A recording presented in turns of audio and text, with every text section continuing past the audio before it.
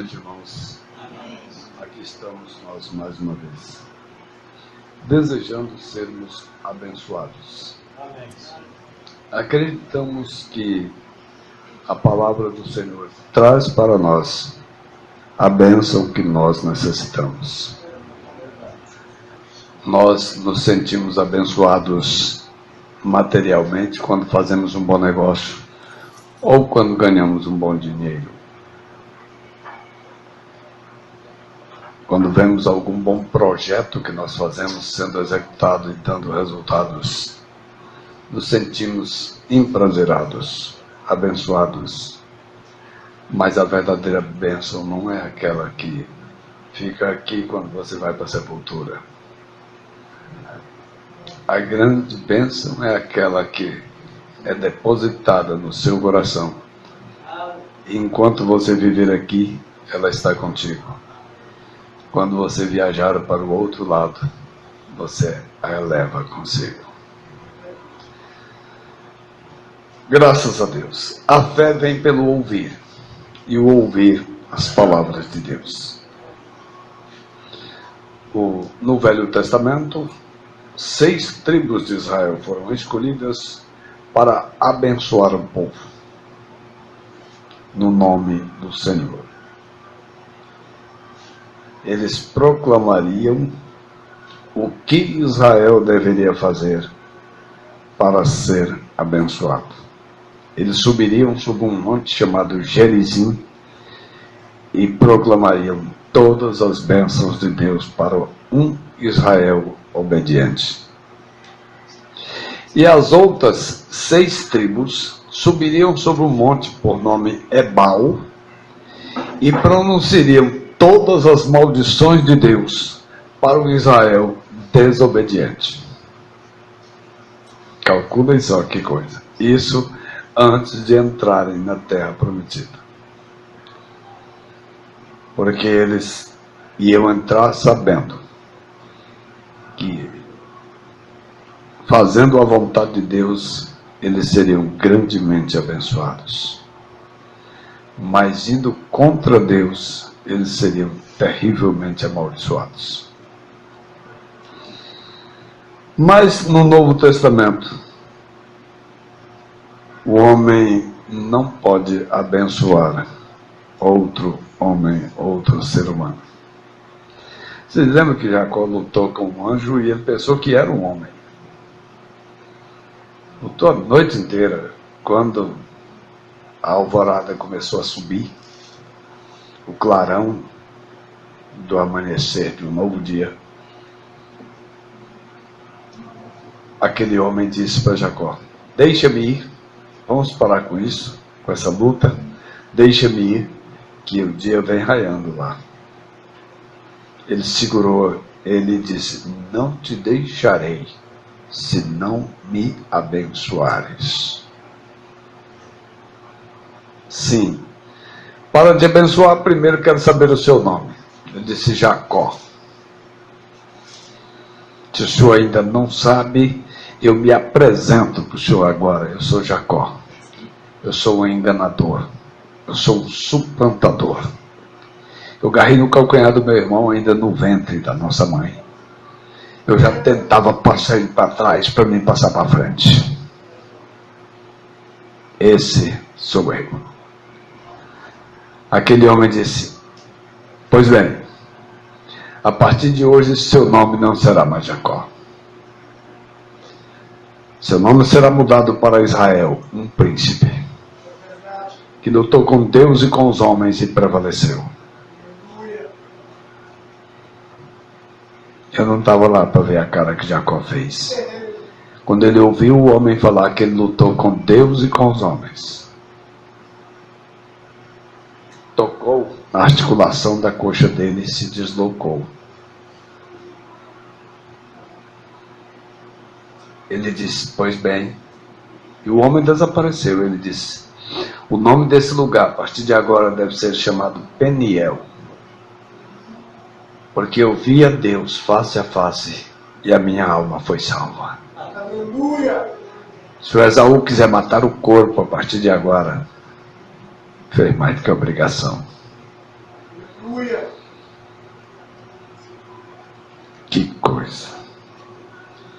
Mas vamos a uma escritura tão conhecida de todos nós, aos Hebreus capítulo 11, versículo 1. Antes de ficarmos de pé e lermos, eu quero dar um pequeno testemunho para vocês. Um dia um sargento do exército, na repartição que eu trabalhava, formado em odontologia, olhou para mim e disse: Francisco, você paga dízimo na sua igreja? Eu disse sim. Ele disse: você não acha que você é muito estúpido? Teu pastor anda de carrão para cima e para baixo e você anda de bicicleta. Ele me via chegando de bicicleta lá no serviço. Você andando de bicicleta e pagando 10% do que você ganha para um pastor que anda de carro novo todo dia. Você não acha que você é muito estúpido? Eu virei calmamente para ele e disse: Sargento Saulo, isso é uma questão de fé. Ele disse: fé? O que é fé? Ô irmãos, se eu disser para vocês que eu ainda não sabia naquele dia e naquela hora aonde que estava escrito na Bíblia, eu já tinha lido, mas eu não sabia que era em Hebreus 11, capítulo 1, versículo 1, aliás. Eu virei para ele e disse: a fé é o firme fundamento das coisas que se espera e a prova daquelas que não se vê. Ele deu um passo atrás e disse: é por isso que eu não gosto de crente. Parece computador, é tudo programado para dar essas respostas. Está na ponta da língua. E eu sorri com satisfação, porque eu não podia dizer para ele que eu nem sabia onde é que estava escrito na Bíblia aquele versículo. Porque senão ele ia dizer: pior ainda, não sabe de onde é que está escrito na Bíblia e sabe na ponta da língua a resposta. Aí eu achei na Bíblia, Hebreus capítulo 11, versículo 1. A resposta que desceu imediatamente, que eu respondi a queima-roupa na hora que ele fez a pergunta, o que era fé. E depois eu mesmo fiquei admirado. Mas como foi que eu respondi se eu nem sei aonde está escrito? Se ele tivesse me perguntado em qual livro, capítulo e versículo da Bíblia que está isso que você falou agora, ele tinha me enrolado. Porque... Mas é claro, o mesmo Deus que podia me dar aquela escritura, podia me fazer saber onde é que aquilo estava escrito. Hoje eu sei, Hebreus capítulo 11, verso 1. Vamos ficar de pé e vamos ver.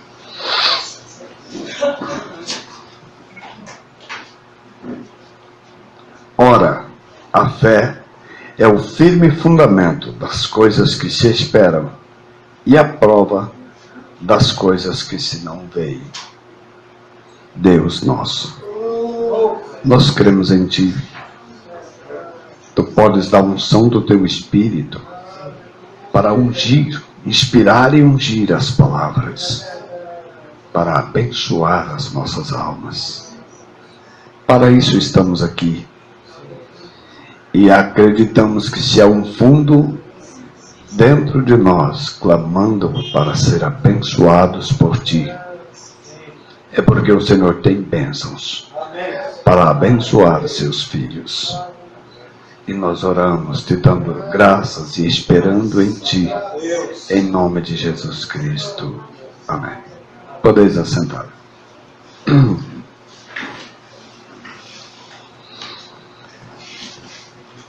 Hoje nós vamos falar sobre fé, lembrando das 3 classes de crente. Nós vamos falar de 3 tipos de fé. Há uma fé que a pessoa nunca consegue ter fé. Ele é tão incrédulo que ele pode ver e ele não crê. Existe um segundo tipo de fé que só vem sobre a pessoa depois que ele vê. Mas existe um terceiro tipo de fé que faz o crente bem-aventurado porque ele crê naquilo que ele não viu. A fé, a genuína, aquela terceira fé, a genuína fé, é a prova daquelas coisas que você crê que vai acontecer, que você espera que aconteça, sabe, está crendo que vai acontecer, e é a única prova que você tem acerca daquilo que você ainda não viu.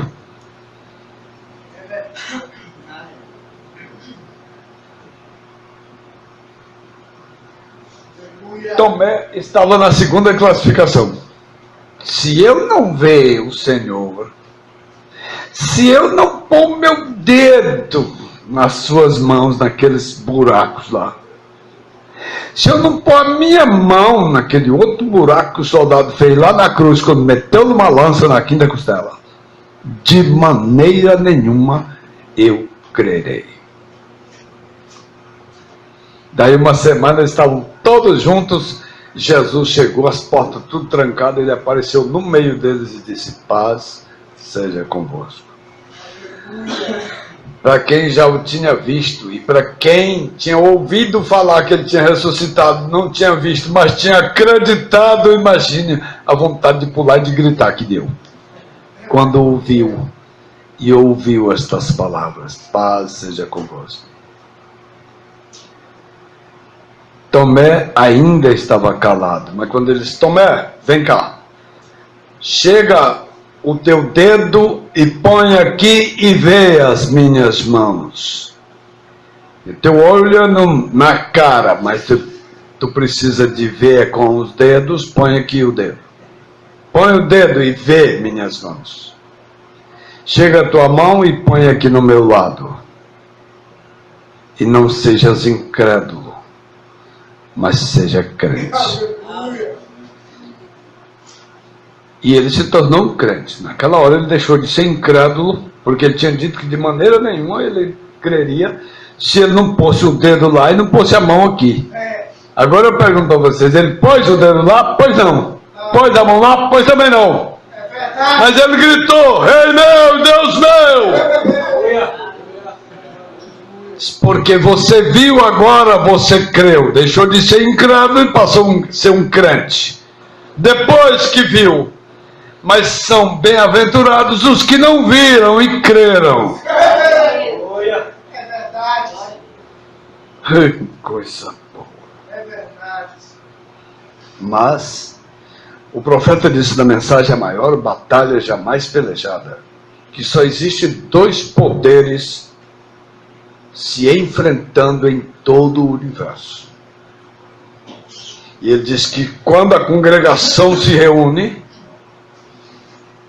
ela tem a ver com um daqueles dois poderes. Cada pessoa que está congregada no nome do Senhor está ligado a um ou ao outro poder. O Espírito do Senhor trabalha para que nós creiamos na palavra de Deus. Nós não acreditamos que o Espírito do Senhor está nas denominações, ungindo as pessoas para crer num credo denominacional. É verdade. Quem ungiu os profetas de Baal para mentir para Acabe foi um espírito de mentira. É claro que foi com a permissão do Altíssimo. É verdade. Mas era espírito de mentira. É verdade. Foi mostrado para o verdadeiro profeta que era um espírito de mentira que estava lá. É verdade. Então, o Espírito Santo não é que está ungindo os pregadores denominacionais com a verdade. Ele permite que eles recebam a unção deles lá, porque eles estão efetuando uma obra, chamados por Deus para ser colhedores de joio. É verdade. Eles têm que convencer o joio a quem eles estão falando que eles estão fazendo uma obra de Deus. É verdade. E porque o diabo só semeou o joio. Na hora de colher foi o Senhor da Seara. E deu a ordem de escolher primeiro o joio. E atai-o em molhos para o queimar. E o trigo ajuntai no meu celeiro. Quem ordenou colhedores de joio foi o Senhor da Seara, e colhedores de trigo foi o Senhor da Seara. É verdade. E eles sabiam o que estavam fazendo. Quando os trabalhadores disseram: tu queres que nós vamos arrancar o joio? Ele disse: não. eu só vou ordenar os colhedores de joio para colher o joio e atar em molhos para queimar, só na consumação. É verdade. Vocês podem arrancar um pé de trigo pensando que é um de joio e arrancar um pé de joio para amarrar num feixe de trigo pensando que é um cacho de trigo. Mas o Senhor da Seara sabe. Eu duvido que será encontrado um cacho de trigo atado num fecho de joio. No dia especial. E eu duvido que um cacho de trigo vá por engano amarrado num feixe de... um cacho de joio seja por engano atado num feixe de trigo e levado para o celeiro. É verdade. Duvido. Oh, O trigo, somente o trigo irá para o celeiro. é verdade. Todo o joio será juntado para ser queimado. É verdade. Agora, qual é o trabalho de Satanás? Enquanto o Espírito de Deus está ungindo os ouvidos, o espírito e a alma de eleitos. Porque quando você está ouvindo a mensagem, você tem que saber que ouvindo a mensagem de Elias enviado para antes do grande e terrível dia, a mensagem veio com uma missão de converter o coração dos filhos a seus pais. Agora me diga, todos que confessam, que creem na mensagem, são genuinamente filhos de Deus? Ou as três classes de crente também estão no meio da mensagem?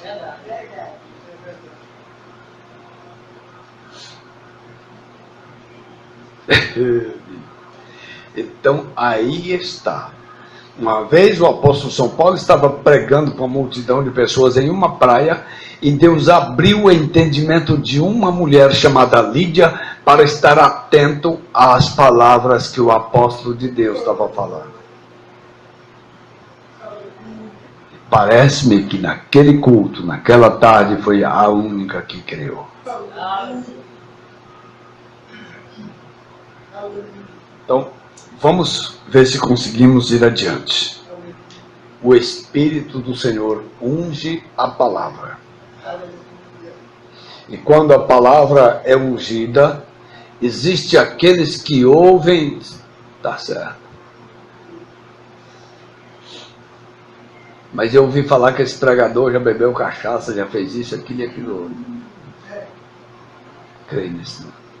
Ele está falando certinho o que o profeta falou, mas...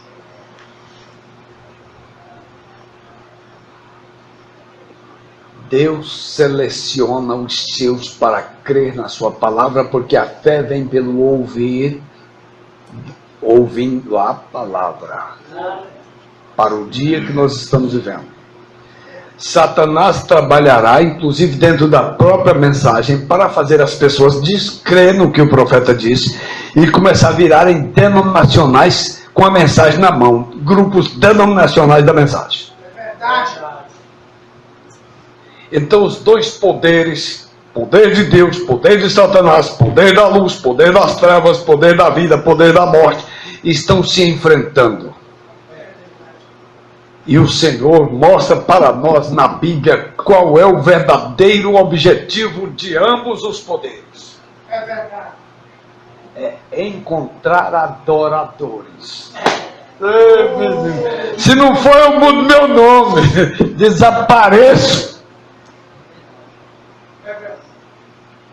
Se o diabo teve um desaforo de chegar em Jesus Cristo e dizer: te dou todos os reinos do mundo e toda a glória que eles têm, se você prostrado me adorar.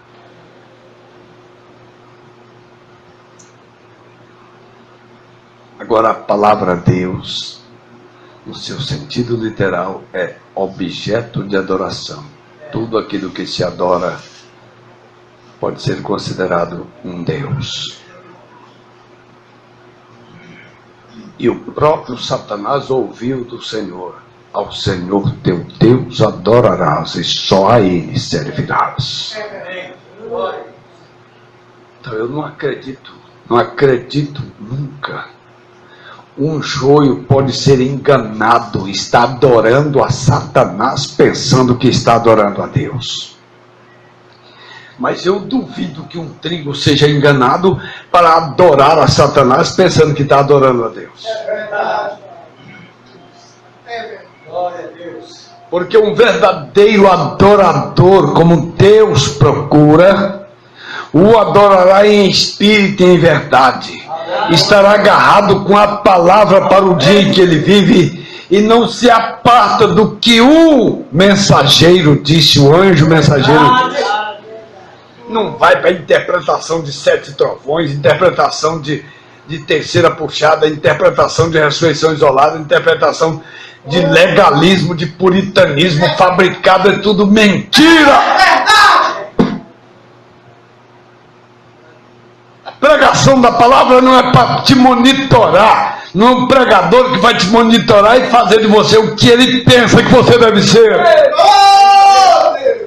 É buscar primeiro a unção de Deus para te dizer a verdade, ungida pelo Espírito, para te levar a ser um adorador de Deus em espírito e em verdade, ou um incrédulo caçando um subterfúgio qualquer. É verdade. Glória.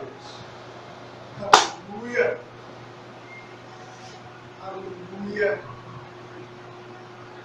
Ai, meu Deus. A fé. É tão fácil a gente dizer, eu tenho muita fé em Deus. Tem nada. Na hora que precisa não tem coisa nenhuma de fé. É verdade. Sai gritando, se agarra até com pai de santo, com benzedor, com isso, com aquilo outro. Corre para uma denominação que diz que tem um curador não sei de onde que está curando dos pés à cabeça. Está levantando até defunto e corre para cima e corre para baixo. Não tem fé coisa nenhuma. A fé não é algo que se apalpa com as mãos. É algo que quando você ouve uma palavra ungida pelo Espírito do Senhor e o Espírito te faz crer naquela palavra, aí é que vem, é acrescentado, cada vez que você ouve aquilo, é acrescentado fé. E a hora que você precisar, é a hora. Jacó estava cheio de fé. E o Labão derrubava ele e dizia, o teu salário agora serão os salpicados e os malhados. Tirava todos os machos do rebanho que era salpicado e malhado e levava, sabe Deus para onde. E ele pegava varas verdes de álamos, descascava malhas branca, né? Porque quando tirava a casca verde, aparecia a parte branca da madeira, botava na frente da água a hora que o rebanho ia beber. E a hora que os machos cobriam as fêmeas, todas as crias saíam salpicados e malhados. Ele se encheu de fé, de alegria, estava muito abençoado. E dentro de 6 anos, ele havia trabalhado 14 anos de graças para o sogro dele, e o sogro dele ficou multimilionário, riquíssimo, porque Deus estava abençoando o trabalho que Jacó fazia para o Labão. É verdade. E o Labão pensou que a bênção que ele recebia de Deus não tinha nada a ver com o Jacó. Aí começou a tapear o Jacó. Quando ele dizia assim, os teus serão os listrados. E tirava os machos listrados tudinho para fora do rebanho e botava lá com os filhos dele. O Jacó pegava as varas e riscava listras. Cascava listras naquelas varas e botava. Quando eram as fracas que ia conceber, ele tirava aquelas varas. Quando eram as fortes que ia conceber, ele colocava a varinha na frente da água lá. O que Deus abençoou o Labão pelo trabalho de Jacó em 14 anos, Jacó tomou em 6 anos. Quando o outro descreu de Deus e começou a tapear ele. Tomou em 6 anos. Aí ele fugiu. Ele fugiu do Labão. Labão alcançou ele, fizeram as pazes e o Labão voltou para trás. Mas o medo de Jacó não era Labão. Ele tinha fé em Deus, para cascar uma vara e saber que as crias das ovelhas ia ser igualzinho as manchas que eles pintou naquela vara lá, ia nascer daquele jeito. Mas quando o mensageiro chegou e disse: Esaú, teu irmão está vindo ao teu encontro, o homem que te jurou matar, quando você enganou e tomou a bênção da primogenitura que era dele, está vindo ao teu encontro com 400 homens armados. Aquele pastor se desesperou. Mandou um presente de 200 ovelhas, 20 vacas, não sei quantas camelas de leite, mas não sei o que, não sei o que. Mandou tudo de presente para Esaú. Mas alguma coisa dizia no coração de Jacó que Esaú também era rico e não ia se dobrar com aqueles presentinhos. O desespero foi aumentando até que ele passou a família dele todinha para o lado de lá do garapé e voltou para cá, atravessou de volta o garapé, ficou sozinho e começou a lutar. Não vai.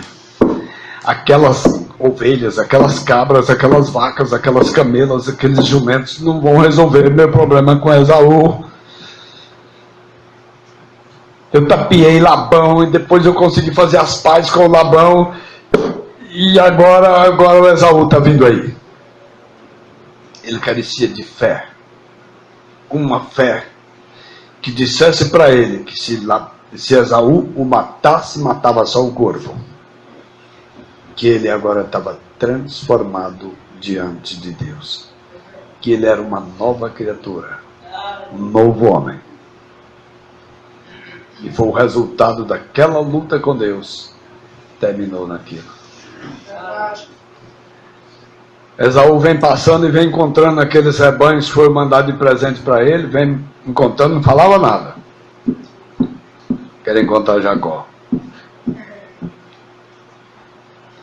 Quer ensinar aquele Jacó, aquele trapaceiro, aquele suplantador, como é que se passa os outros para trás. Quando Jacó se aproximou de Esaú, começou assim. Andava mais um pouquinho, se inclinava de novo. Se inclinou 7 vezes diante do seu irmão. Isso sim que é lição de humildade, porque Deus disse para a Rebeca que o menor é que ia ser senhor. É verdade. E ele, tendo a bênção de Deus, sendo o senhor, estava se humilhando e se fazendo servo do outro. Quando chegou na distância certa de Esaú dizer a ordem para os seus flecheiros atacar, ou matem, ou falar qualquer coisa, Deus mudou o coração do Esaú. Aleluia. Aleluia. É meu irmão Jacó. Tem 20 anos que eu não vejo. Parece que está muito rico, mas é tão humilde como um servo. Na realidade, eu estou com saudade dele. Correu para cima, abraçou com o outro, beijou no pescoço dele, choraram horas e horas abraçados. Meu irmão, tudo que dava conta de falar. Meu irmão. Deus é quem faz a sua obra. A fé é o firme fundamento das coisas que se espera, a prova das que não se vê. Falamos de 3 tipos de fé. Uma fé que a pessoa não recebe nem vendo. Outra fé que ele recebe só depois que vê. E uma fé que a pessoa recebe para crer no que ele não viu. Agora nós vamos dividir os tipos de fé só em 2. Fé humana e fé divina. A fé humana, bem na hora que você precisa dela, ela falha totalmente. Mas a fé de nosso Senhor Jesus Cristo, essa é infalível. Ele dá a quem quer e a hora que Ele quer. Quem foi que disse para aquela mulher que padeceu de um fluxo de sangue 12 anos, gastou tudo que tinha com os médicos, quando não tinha mais nem um centavo, o médico a despachou e disse que não tinha jeito para ela, despachou para morrer em casa. Quem disse para ela que Jesus tinha a solução para o problema dela? Que não precisava nem mesmo ela tocar no ombro dele, eu pegar na mão dele, e muito menos ele impor a mão sobre ela, que se ela conseguisse tocar ao menos na orla do vestido dele, ela estaria libertada. Quem disse para uma mulher estrangeira que só tinha uma filha e a filha estava endemoninhada, que ninguém pôde ajudá-la em nada? Com certeza ela ouviu o sermão de Jesus Cristo dizendo que era para os pregadores dele, ele e os pregadores dele, falar só com as ovelhas perdidas da casa de Israel. E ela, estrangeira, Jesus, filho de Davi, tem misericórdia de mim. Jesus, filho de Davi, tem misericórdia de mim, nem olhar para trás. Verdade. Um dos discípulos disse: mestre, a mulher vem clamando atrás de nós, faz alguma coisa. Se eu não posso pegar o pão dos filhos e jogar para os cachorros, eu fui enviado às ovelhas perdidas da casa de Israel. Ela disse: é verdade, Senhor, eu não sou israelita, eu sou uma gentia e posso muito bem ser considerado como uma cachorra. Mas se caiu uma migalha de cima da mesa, o cachorrinho está prontinho para pegar, está só esperando, Senhor. E ela ficou esperando a reação de Jesus Cristo. Ele olhou para tudo quanto é lado e disse: ei, mulher, grande é a tua fé, vai, seja feita como você creu. Da onde veio? Jesus disse: grande é a tua fé. A fé que estava nela, mas de quem era aquela fé? Era de Deus que tinha posto nela.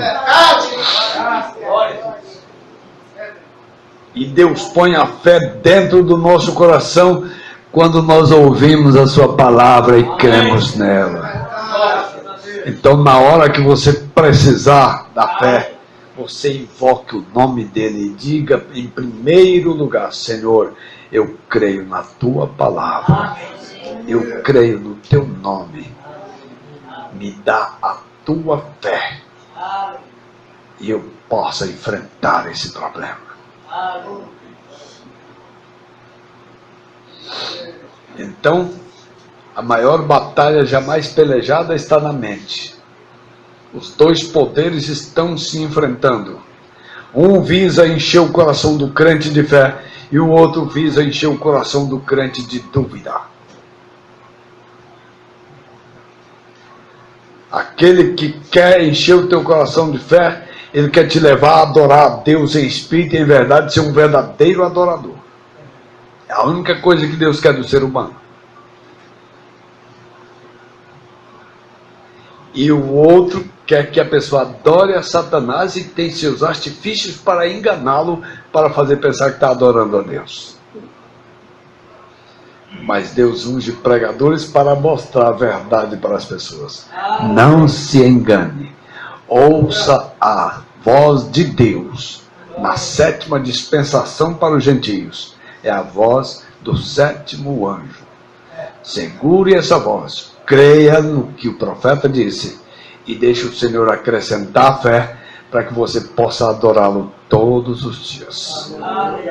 Em espírito e em verdade. Deus nosso, nós cremos na tua palavra, Senhor.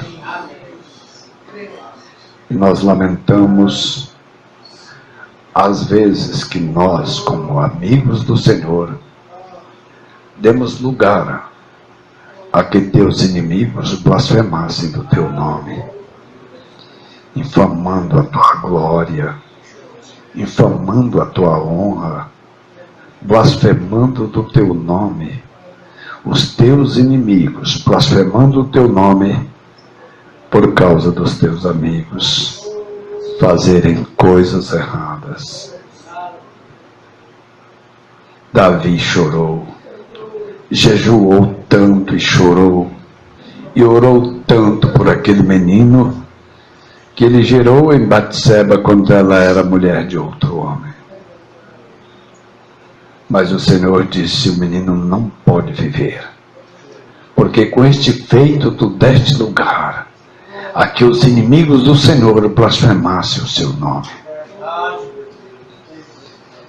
Então nós que lutamos para fazer a vontade do Senhor, cremos que somos os teus amigos, e quando um dos teus amigos dá lugar a que os teus inimigos blasfemem do teu nome, oh, que lamento, que tristeza, Senhor, que lágrimas isso arranca dos olhos de um amigo do Senhor, quando se encontra culpado de blasfêmias que os inimigos do Senhor blasfemaram. Por favor, Senhor, ajuda-nos a lutarmos com todas as nossas forças em todos os nossos dias para fazer a tua vontade, para que assim o teu nome seja glorificado pelos teus amigos aqui na terra, pelos teus anjos lá nos céus, e o inimigo fique mudo, sem poder para blasfemar. Aleluias. Louvado seja o nome de nosso Senhor, hoje e para todo sempre. Que cada filho do Senhor receba na sua alma, e seja repassado para o seu espírito, trazido para o domínio do seu corpo, o desejo ardente de fazer a vontade de Deus, hoje e sempre, em nome de Jesus Cristo. Amém e amém. Fiquemos de pé, irmãos. Amanhã, querendo Deus, estamos indo a Belém para mais um encontro regional. Que vocês se sentirem nos seus corações, orem por nós. E Deus nos abençoe ali e abençoe vocês aqui também. Na sexta-feira, no domingo. Aleluias. Deus, enche o coração de cada um dos teus filhos com a tua grande bondade, teu infinito amor, tuas grandes misericórdias, tua graça genuína, incompreensível para os homens, a graça de Deus. Permita-nos mais uma vez acharmos graça diante dos teus olhos, não só aqui no culto, mas que isso vá conosco, tua graça nos cobrindo e nos protegendo, em nome de Jesus Cristo. Amém. Deus os abençoe. Abençoe mais um ao outro. E não esqueçam de orar por nós.